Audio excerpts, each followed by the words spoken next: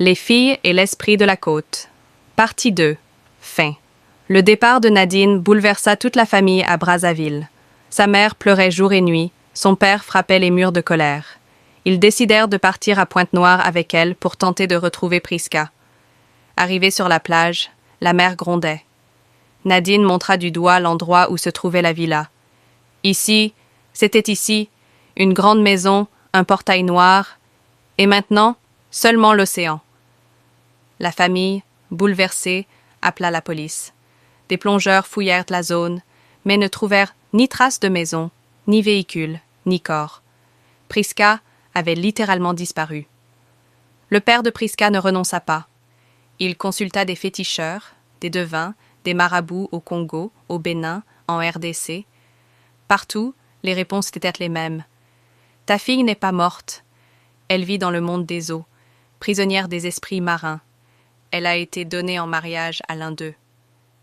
Les parents s'accrochèrent à cet espoir, dépensant leur argent dans des rituels, des sacrifices, des prières.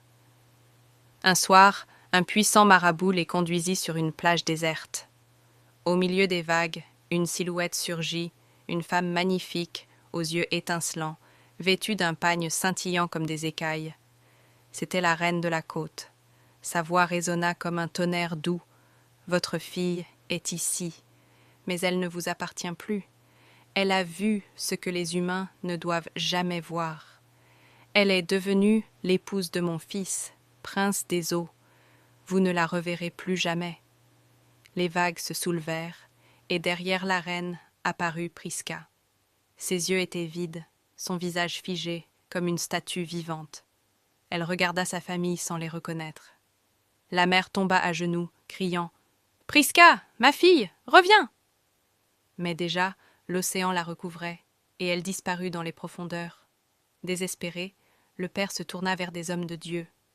De grandes veillées de prière furent organisées, jour et nuit.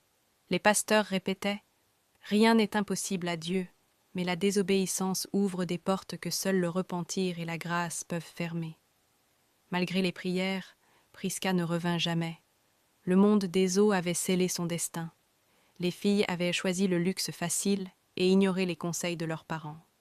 L'une a écouté les avertissements et fut sauvée.